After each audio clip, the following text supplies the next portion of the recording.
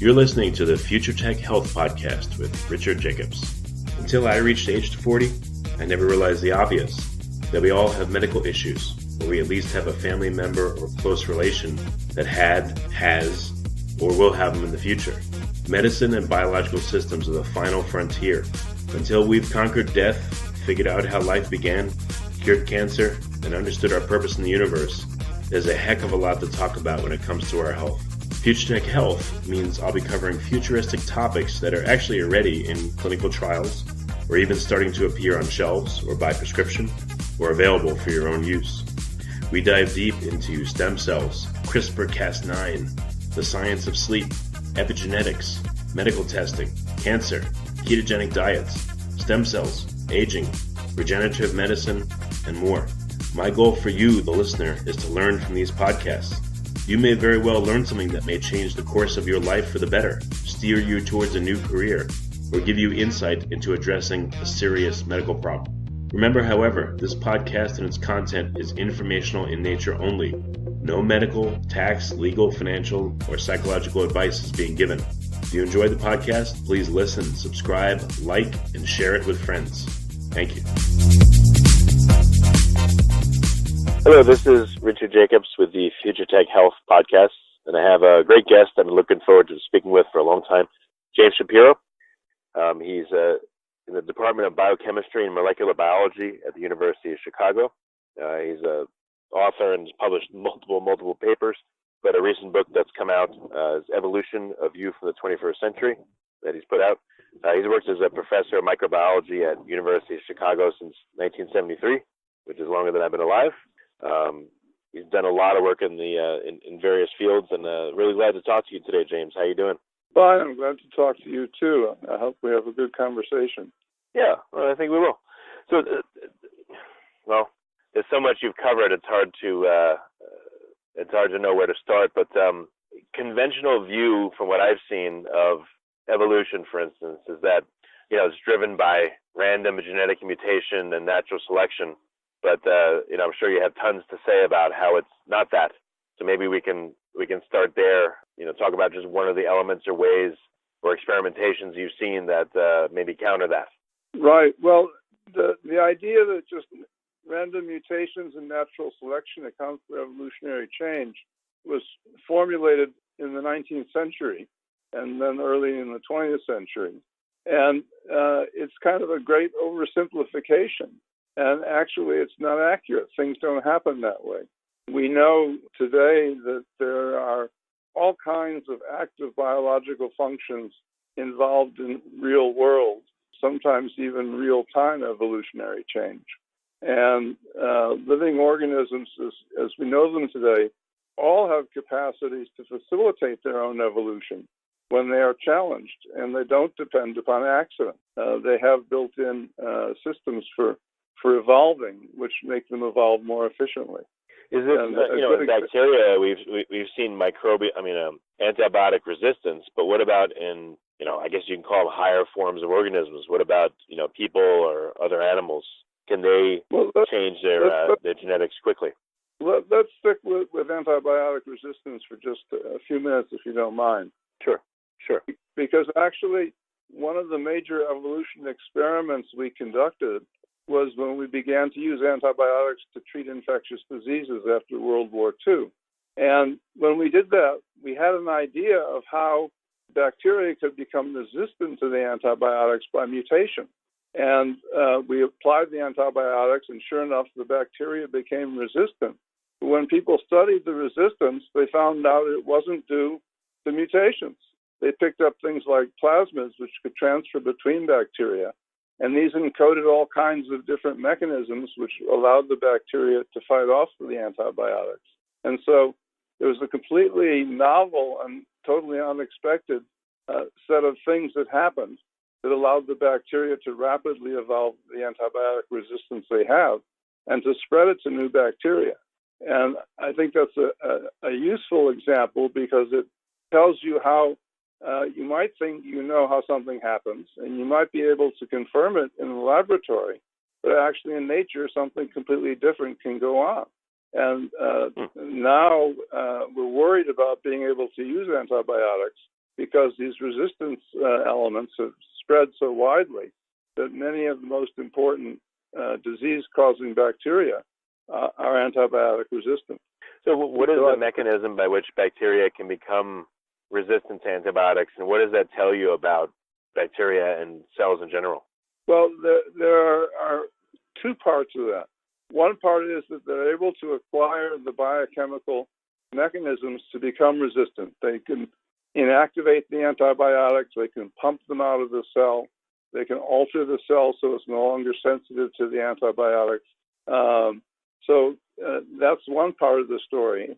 And the other part of the story is they have all of these means, which people didn't know about back in the 1950s when we started with this experiment, whereby they can move the DNA encoding these various capacities from one cell to another, sometimes across very broad taxonomic boundaries, so that very different kinds of bacteria can become resistant and spread that resistance. So the ability to move DNA around, and also in ways that it's too technical to go into here, to rearrange that DNA within the cell, have been very important in how they become resistant.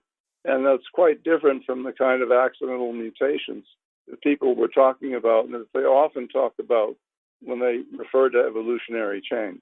Okay, so what about, bacteria can do it, but again, eukaryotic cells and, and animals and people can't do it. What's your rebuttal to that, or that thought? Well, that's kind of interesting, too. It's interesting. Do you know who Carl Woese was? A little. I've heard the name, and but you'd be able to speak about him better. Go ahead. He's been written up recently in the New York Times and other places, and I think there have been some things on television about him too. It's only been 50 years, less than 50 years, that Carl Woese and his colleagues discovered that there's a form of life that we didn't know existed before 1977, which are called archaea. And they're similar to bacteria in some ways, but they're very different in other ways. And bacteria and archaea are the oldest forms of life on the planet. And we don't know a lot about their early evolution because they're so old. But they're over 3.5 billion years old. However, there's a third kind of life on the planet, and we belong to that. And those are called eukaryotes. And those are cells with nuclei. And we now have a pretty good idea of how those cells came about. And it's by a completely different mechanism. It's by cells merging together. And we know that about, say, 1.5 to 2 billion years ago, a bacterial cell entered an archaeal cell and became an endosymbiont and formed what we now call a mitochondrion in that cell and allowed it to carry out aerobic metabolism. And interestingly, this was just when the atmosphere on planet Earth was beginning to accumulate a good supply of oxygen. And so by this kind of cell fusion, and two cells joining together, you had a major step in evolution, actually the biggest step that we know about. So that's quite a different process and quite a much more active process than people normally talk about. Have scientists been able to create symbionts in the lab, by having bacteria merge with another type of cell, under pressures? Well, we can observe symbiosis occurring in the laboratory. Think of root nodules on plants, which allow them to fix nitrogen. That's an example of endosymbiosis, where the bacteria actually enter into the cells of the plants. And we understand something about how the bacteria and the plants do that. And it involves a lot of different functions that they have and a kind of chemical dialogue that goes on between the bacteria and the plants. So that's an example of cell fusions that's occurring right now. And we know from genomics that a lot of cell fusions have gone on, and they've been important in evolution. So, for example, there are various kinds of organisms which eat plants. But plants are very difficult to digest. The polysaccharides that make up most of the plants are hard to digest, although bacteria and fungi have figured out how to do that. And it turns out that bacteria and fungi can become endosymbionts and help these organisms become plant digesters. or they can transfer the DNA that they have for enzymes which do that and give them to those other organisms. That's called horizontal DNA transfer. And they can acquire these new capabilities and then extend the range of things that they grow on by acquiring this new DNA. Well, that's what I was going to ask you. So you said that bacteria will literally enter into in between the cells of a plant and help it to take root and to process nutrients, but do they actually fuse with the plant cells to make a new kind of cell, or do they stay separate, but they're just, in the local environment and they're working with and communicating with the plant cells? No, I actually meant that they go inside the plant cells. That's called endosymbiosis, which means symbiosis within, and not just living within the, adjacent to the plant cells. So there are lots and lots of examples of that happening throughout the course of evolution. And that's been important. All of the photosynthetic eukaryotic organisms, algae, plants, they all resulted from symbiotic events as well. And those are symbiotic events involving photosynthetic bacteria. Or later, once there were photosynthetic algae formed, the algae could enter into other eukaryotic organisms and form photosynthetic eukaryotes as well. So there's a lot of cell merger going on all the time, and it's been extremely important in the evolution of many, many different kinds of organisms, and certainly the organisms which produce the vast majority of the oxygen in the atmosphere, and we depend upon that, of course. But it seems like a lot of scientists would say, oh, this happened over millions of years, a long time ago, but do you believe, first of all, these kind of things happened within the span of one generation, or do they happen multiple times and failed and eventually took root, and do they happen literally right now today? A new species being created, for instance, today, or new symbionts that we're aware or not aware of? All of the above. In other words, they've happened multiple times. The mitochondrion only happened once, but photosynthetic symbiogenesis, cell fusions, that's occurred many times. And there are multiple examples of that. And it's going on even today. So plants that are not able to photosynthesize, they are emerging literally at this very moment with bacterial cells and becoming able to? Like literally new species are being created that have been observed, let's say, in the past few years? I don't know about plants, but there are some photosynthetic single-celled organisms which lose and then pick up new symbionts, and we can see evidence of those changes having occurred. So we know that there have been many, many events over a long period of time, and some of the other symbiotic events that we know about, for example, bacteria going into the cells of animals and forming endosymbiotic associations. We know that they're going on over long periods of time because you have different endosymbionts in different groups of organisms. So the large organisms, the animals, are diverging. That takes some time. And then the endosymbionts enter into the new organisms as they're formed. Yeah, but why does it take them time? Like for instance, everyone on Earth has the microbiome inside of their body, and that changes depending on what you eat and depending on environmental conditions and everything. But I don't know. Right, I don't know if bacteria actually merging with my somatic cells and changing them. I don't know. Actually, it turns out that vertebrates don't have endosymbionts, and that's a strange fact which I don't think we really understand. But invertebrates, insects, and similar animals do have endosymbionts. And there are a lot of people who talk about the fact that we have symbiotic organisms within us. This is the microbiome. That these organisms contribute to the properties of the larger organism, and that really what should be thought of in evolution is the whole thing, the combination of the large organism and its microbiome, and the term for that is called a holobiont. And of course, those associations can be very important in evolution. So no one knows why vertebrates don't have endosymbionts? I'm not aware of an explanation for it. And maybe that somebody has an idea or a theory. But when I was looking into this matter, that was the one exception that people pointed out. Plants have endosymbionts. Invertebrates have endosymbionts, but not vertebrates. So what are some examples of invertebrates that have endosymbionts that are, what are some examples that you've seen? Well, termites, for example, or other insects that feed on plants, and some of the endosymbionts, as I said, help them digest the plant material. Sometimes they help them make growth factors that they need to grow, and they become essential.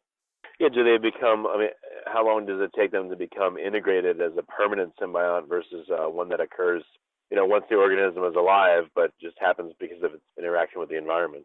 Well, I think the entry into the cells happens pretty quickly, and if it provides an adaptive benefit, then it becomes established. So why do scientists think that the merger of what's now the mitochondria and the prokaryotic cell to make animal cells happened only once and happened a long time ago, however long that was? Why does it not happen now? Why is it why once? I don't think we necessarily understand that. The reason that it's not just animal cells, it's all eukaryotic cells. This is long before there were animals and plants. All eukaryotes have mitochondria or relatives of mitochondria. And we can tell from looking at part of their DNA sequence, because they have their own DNA, that they're all related to each other and came from a single origin. The photosynthetic symbiosis, on the other hand, where cyanobacteria or algae have become endosymbionts, those have occurred many times, and we get different endosymbionts forming what are called plastids, similar to chloroplasts, and they carry out the photosynthesis in these organisms. So that's happened many times. So what's the consequence of that for vertebrates? People, animals, again, vertebrates, are they at I guess to form endosymbionts, they're not going to do it, or they don't do it. It doesn't mean they're at a dead end, in terms of evolution, but I don't know, any insights on where they're going or where we're going, evolution-wise? Well, I think it's interesting to look at how we've evolved. And let me take just a step backwards and say that in addition to symbiosis and cell mergers, cells are filled with biochemical activities that allow them to rearrange and restructure their DNA. They can cut and splice and change their DNA. I like to call it natural genetic engineering. And we know that that's been very important in the history of evolution. And some of this natural genetic engineering involves pieces of DNA which move around in the genome and can accumulate in the genome. So if we look at the history of vertebrates, we can see a couple things. First of all, we can see that as the vertebrates and more complex organisms, and this is true of plants as well, have evolved, they've accumulated copies of this mobile DNA in their genomes. And this has been a great puzzle, and I'll come back to that later. But what we know is that these mobile DNA elements have actually been extremely useful in vertebrate evolution. And sometimes they coincide with virus elements. And the one kind of virus which has been very important in our own evolution are called retroviruses. HIV is a retrovirus, but there are many different retroviruses. And when they infect a cell, they can insert into the genome, and then copies of the DNA which is inserted into the genome can spread around. And a number of very important adaptations that we have result from the spreading of these copies of these retroviruses, or what are called endogenous retroviruses. So, for example, pregnancy and viviparous reproduction in mammals depends upon retroviruses and other mobile DNA elements. So in making placenta, for example, is a very complex developmental system for making the right proteins and expressing the right regions of the DNA. And it turns out that the transcription signals in the DNA are composed of these retroviruses. And each group of mammals, and interestingly enough, seems to have its own retroviruses. Certainly mice, where it's been studied in most detail, have retroviruses which are just unique to mice. And many of them are so unique to mice that they're not even found in rats. Well, quick question here. So are you saying that at some time in the past, viruses infected, these different creatures, and they inserted their RNA into the cells, which changed the structure of the creature's DNA, and now it's a permanent effect? Yes, except that it's not RNA which gets inserted. They take the RNA and they use an enzyme called reverse transcriptase, which converts the RNA to DNA, and they insert the DNA into the genome. And then the DNA proliferates and moves through the genome to many different places.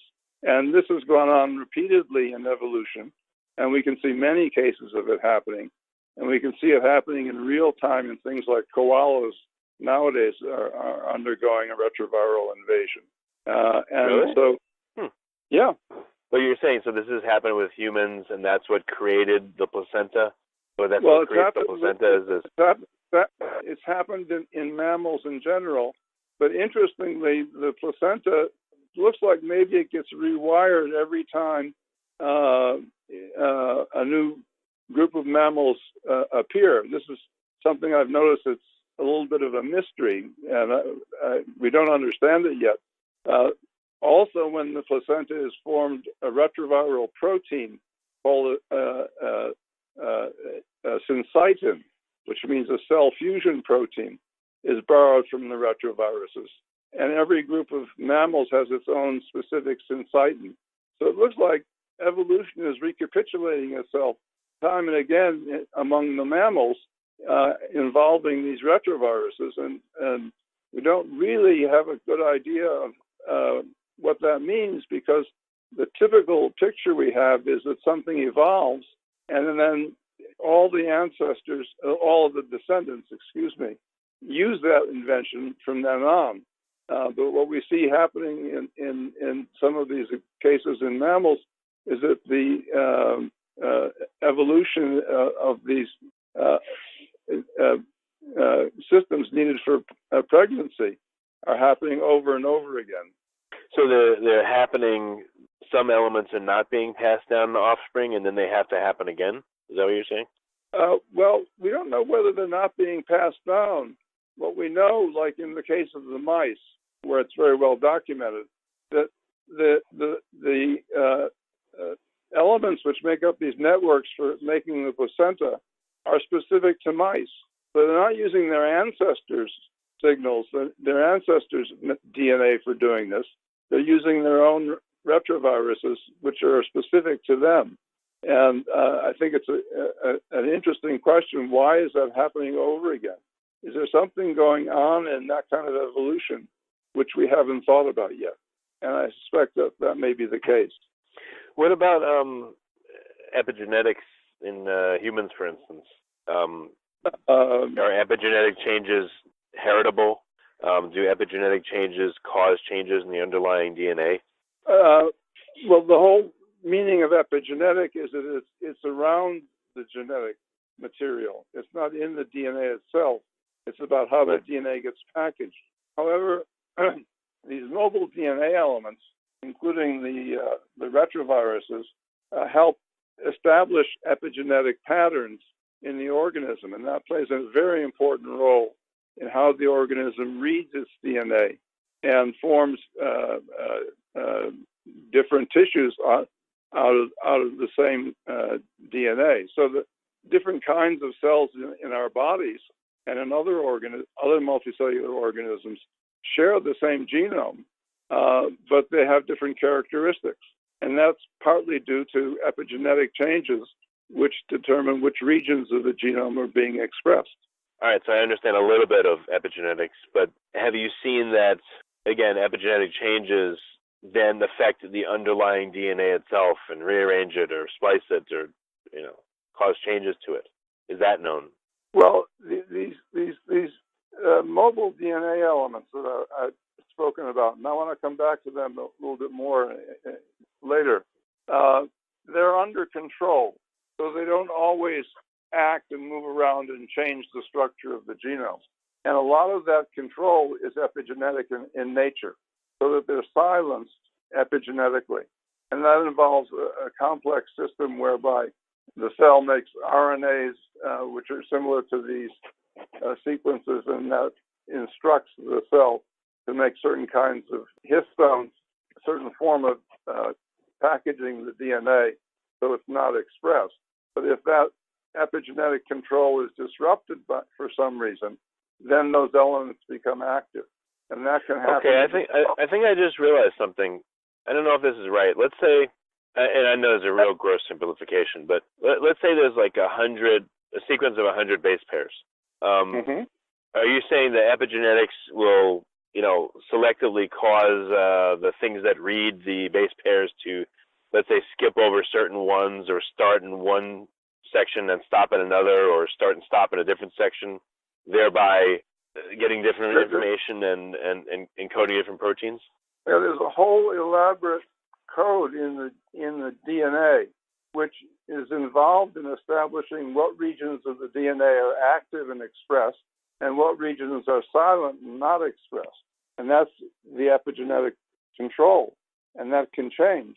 And that's a very important part of it. I'm sorry, I'm trying to understand this. If I thought of DNA as a record on a record player, and I put down the needle if I put the needle down at one part, it'll play the song, and if I pick up the needle and put it somewhere else, it'll just play a different part of that same song.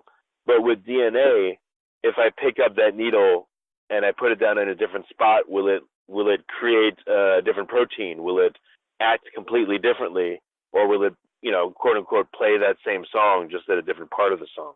I think a better analogy is a computer program rather than a disk. And a computer program, you can turn various regions on and you can turn them off.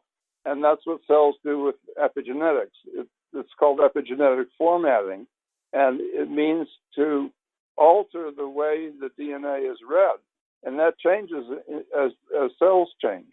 So can you have the same sequence of base pairs, and depending on how it's read, it can code for completely different things? There is some flexibility in how the DNA is read, but I'm talking mostly now about whether the DNA is read or not. With epigenetic regulation, what we're talking about mostly is whether or not a region is expressed, is transcribed. That's the major way it works. It affects other things as well, which have to do with the replication of the DNA and the movement of chromosomes and so forth. There are ways that you can read different messages from the same stretch of DNA. And we know, for example, that some regions are broken up into different expressed parts called exons, and then intervening parts called introns. And sometimes you can have different mixtures of the exons from a single region of DNA, and it will encode two structurally different proteins. So there's a lot of flexibility in there. That's amazing, because that means like DNA has layers of codes. It's codes within codes. It's crazy. Well, exactly. And the point I want to make about evolution that I haven't gotten to yet, but I think I need to make this point, is that the DNA is not fixed and can only change by accident. It can be remodeled and restructured by the cells. And in part, they use these mobile DNA elements, these repeat DNA elements, to do that. And that allows them to create new networks in the program, new punctuation, and even sometimes new code, which is very important to how the genome functions, or indeed what it actually does. Well, what is being restructured, and then I guess it's funny to say who is doing it. You're saying the cell itself, so it's not just taking commands from the nucleus and the DNA only. There's some other agency that's occurring somewhere else in the cell to cause this. The cells have all the enzymes they need to cut and splice their DNA and to change the structure. And cells do this in very characteristic ways. And one of the things that they do is they move pieces of DNA around. And we can see this happening in the course of evolution. And we can also see some of these DNA elements beginning to accumulate in evolution.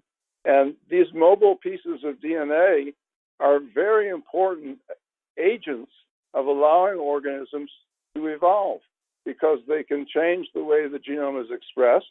They can change the epigenetic formatting.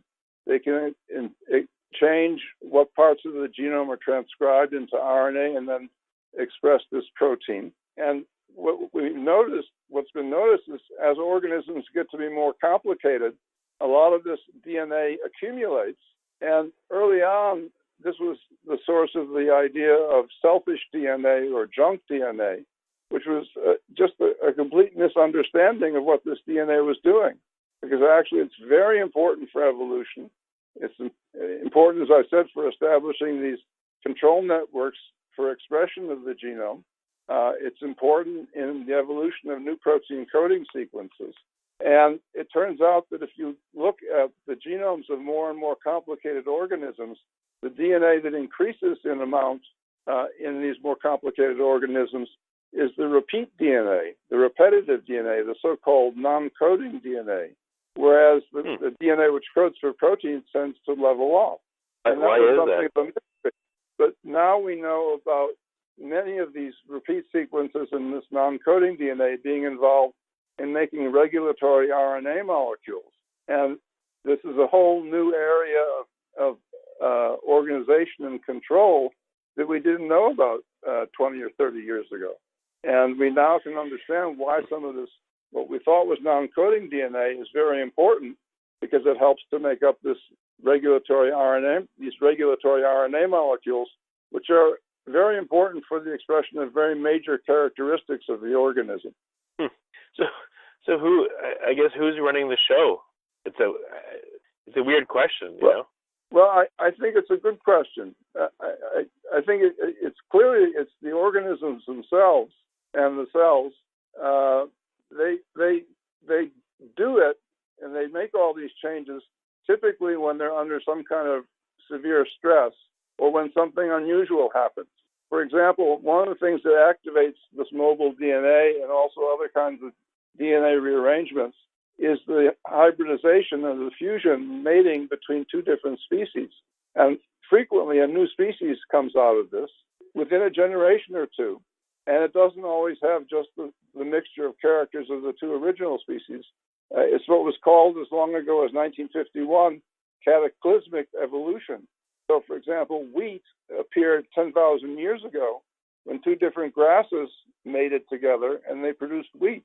And when these hybridizations occur, the epigenetic regulations that there are keeping this mobile DNA and these DNA rearrangements quiet are disturbed. They become active, and we see chromosome changes and amplifications and movements of mobile DNA. And then we get a new species which has a series of rearrangements in its genome. So I thought different species, by definition, couldn't have offspring.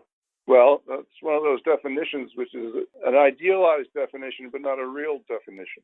And in fact, the more we look with genomics, the more we begin to realize that most higher organisms are actually hybrids. So a very large proportion of the organisms are hybrids. And that's an example, of course, of very rapid evolution that's triggered by an unusual mating. And those are more likely to occur when things get tough in the environment, so that the mating populations are depleted, and it's hard to find a mate of your own species, so you go to somebody that's somewhat similar, but not your destined mate. And then all of a sudden something changes, and maybe you get a new kind of organism which may be much more adapted to the new conditions. So do you think this is what happened with, I guess, Neanderthals and I forget the other species of humans, to create our modern species? I don't know the answer to that question, and I don't know how different they were. It may be that we were all basically Homo sapiens. It wasn't like the kinds of interspecific changes I'm talking about. I just don't know enough about it to give you a clear answer on that. But at some point in the history of many mammals, there's clear evidence that hybridization has occurred, and that's how many new species have emerged. And of course, the DNA sequencing, as we get more and more of it, we get more and more information about those processes. And I think the point is that cells have ways of changing their genomes, and they have ways of regulating this capacity to change their genomes. And various events in their life history can influence the activity of those capacities for changing the genome.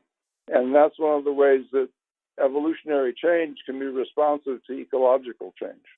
So, I don't know, it's making me wonder at what level does, purpose and consciousness arise? I mean, I know at the organism level, at least for, let's say dogs and people and other creatures like that, but what about within, the level of a cell or the level of a tissue? Well, my career has been as a bacterial geneticist. And I published a paper a number of years ago called Bacteria Are Small But Not Stupid. And bacteria are exquisitely sensitive to what's happening outside of them and inside of their cells and adjusting to those changes. In her Nobel Prize address, Barbara McClintock, the person who discovered mobile DNA the first time in the late 1940s, was studying how cells respond to chromosome breaks, and was talking about the knowledge that the cells have of what's going on inside of themselves, so that when there is a break, they can adjust what they do and repair the break and restore the genome integrity. And that kind of sensitivity, and you might even call it sentience, is there in the cells. And it has to be there because cells have to adjust to circumstances as they change. So there's a quite considerable capability for sensing what's happening and adjusting to it that all organisms share. Now, where the boundaries are between this and what we like to think of as consciousness and so forth is I think, quite a difficult problem. But there's lots of evidence for all kinds of information processing and sensing going on in the living world. And if you think about it for a minute, or you just observe any organism, even bacteria, you can see how much information they pick up, how aware they are of what's going on and what their surroundings are. So I don't know if that answers your question, but I think it points out that you're asking something which is relevant. And of course, there's the ability that cells have to make sense of the inputs that they get. Does this apply to how they change in evolution? I think that's a very important question, and we don't have an answer to that yet. Well, the fact that they respond to their environment, and like you said, they're exquisitely sensitive, means that they have, some sense of self, even if it's a lesser sense than maybe we have, but they have some sense. Absolutely. They have some motivation, and they have some purpose. Yeah, well, I think all cells are destined to survive, to repair damage, to reproduce. And that's just common to all forms of life. And to do that, they need to pick up information and make use of it. And the fact that they can do that sometimes to change their genomes and evolve into other organisms, I think is something that we have to come to terms with. The idea that you could explain evolution just by accidents and natural selection, as I said, is a gross oversimplification. And the process is actually far more fascinating and far more interesting. Well, how about like an easy question? How did life begin? I don't have a clue. There are all kinds of origin of life scenarios, and as somebody who's worked with living cells, none of them make sense. Well, what's your best guess? Because you worked with, cells for so long in bacteria. You have to have some thoughts. No, I've actually felt most comfortable with saying it's really something that we just don't understand. Because you have. Do you think we'll ever understand it? Oh, I wouldn't necessarily say that, because the way science is, all the things I was telling you about how cells change their genomes and how viruses can come into the genome and multiply within the genome and change the way the genome acts and so forth. There was a time when we didn't know any of that. So we're always learning things, and it may be that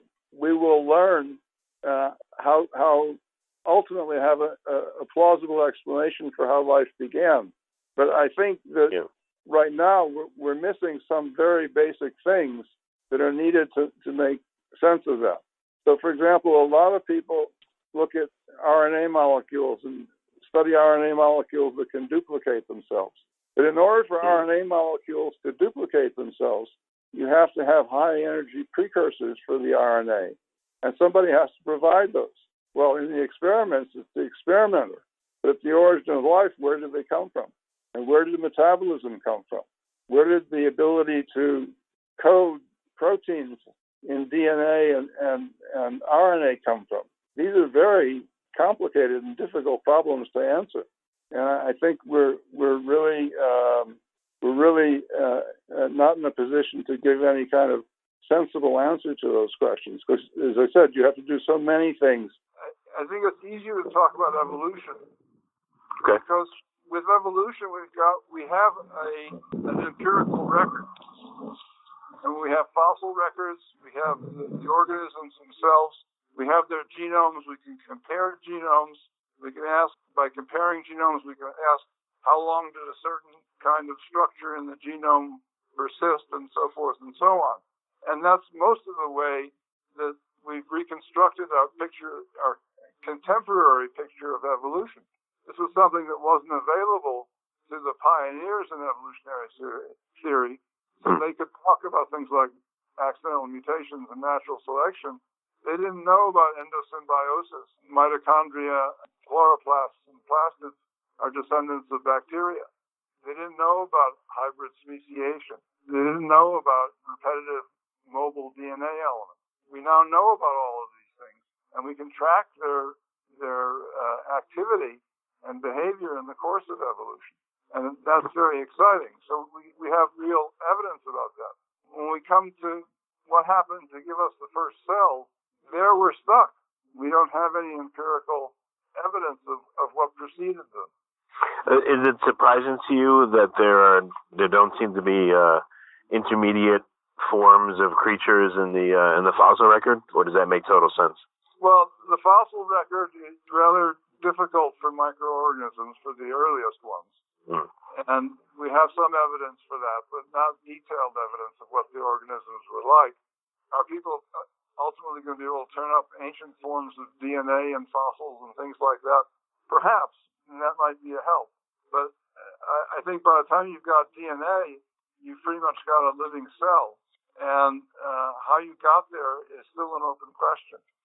Well, I mean, I guess, it's probably a very personal question. I don't know if you mind, but do you believe that there was a creator or there had to be one, or do you believe life evolved out of nothingness?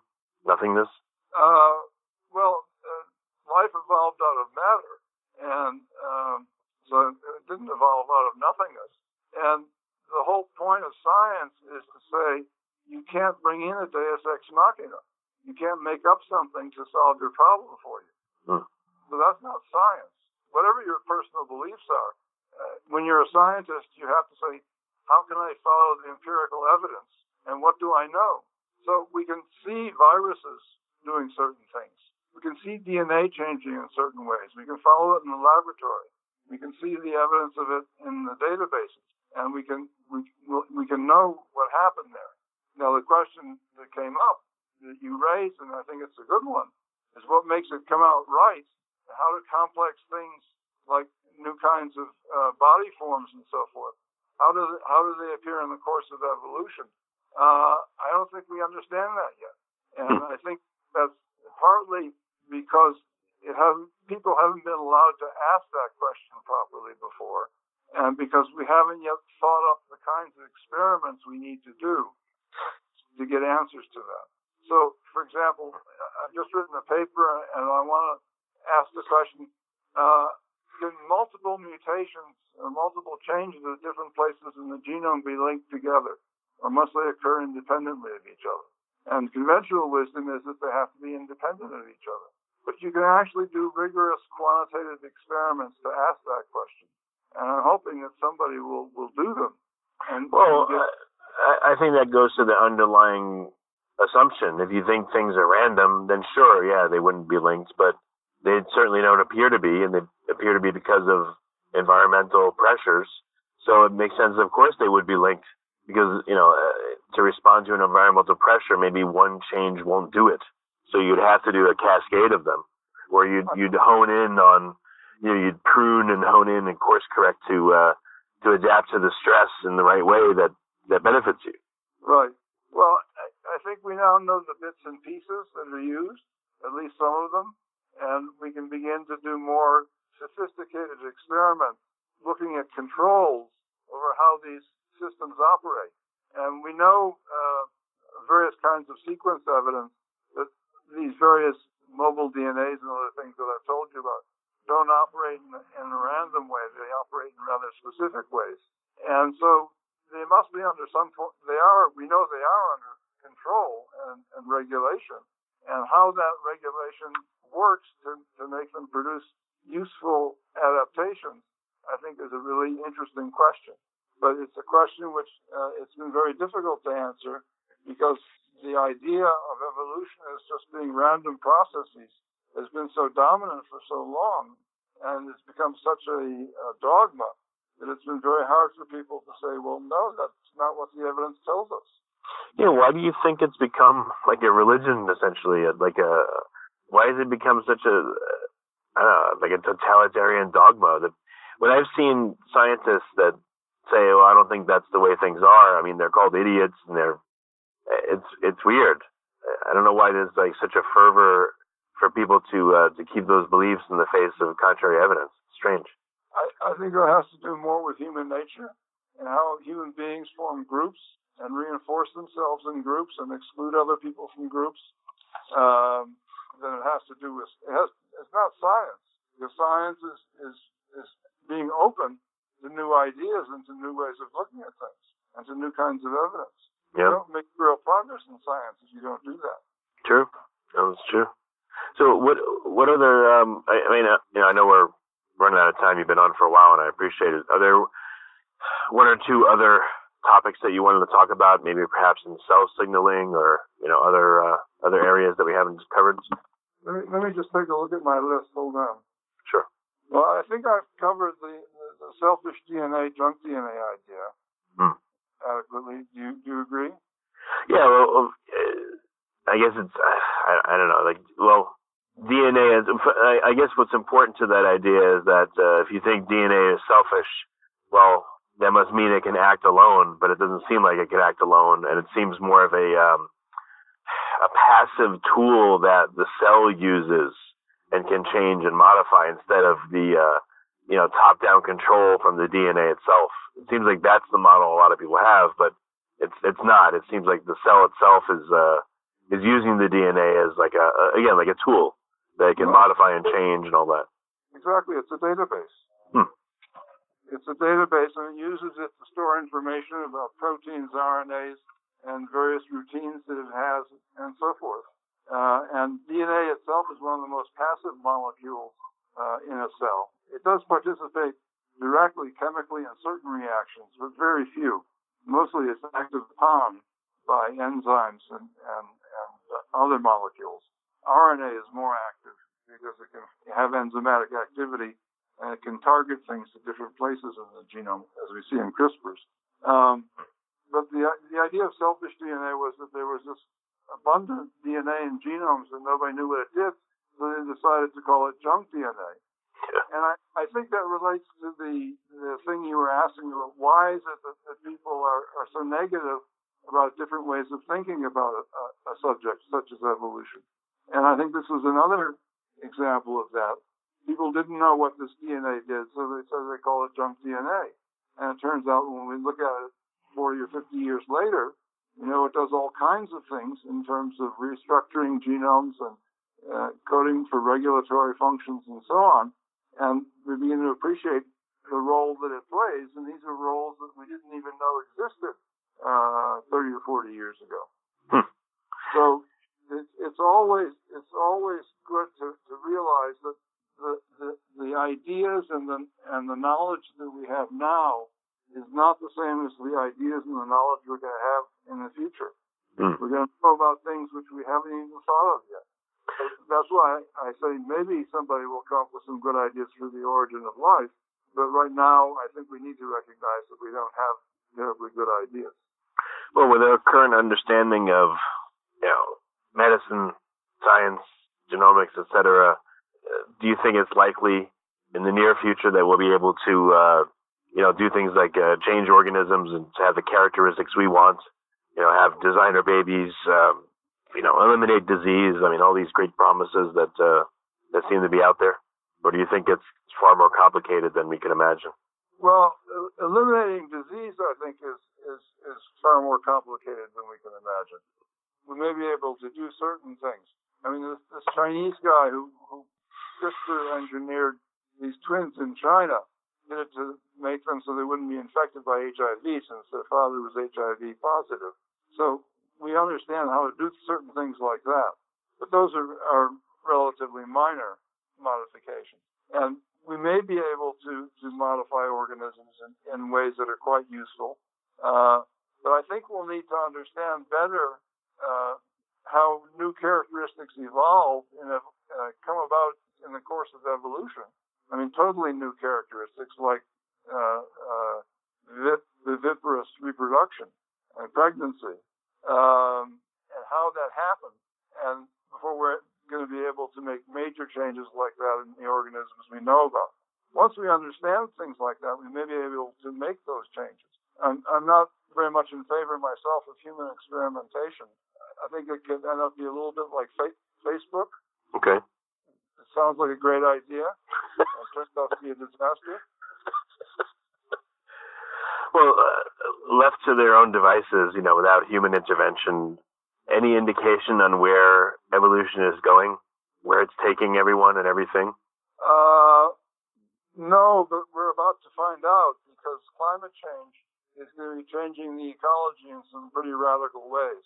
And we'll see a lot of organisms go extinct, and that happens periodically in the history of life and the history of the planet.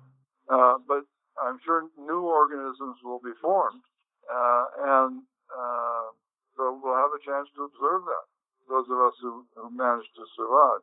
Okay. Well, on that happy note, I appreciate you coming and talking. And, it sounds like there's tons of resources people need to look into to learn more about, all of what we talked about. What are some good places to start? What would you recommend for listeners? I gave you a couple links.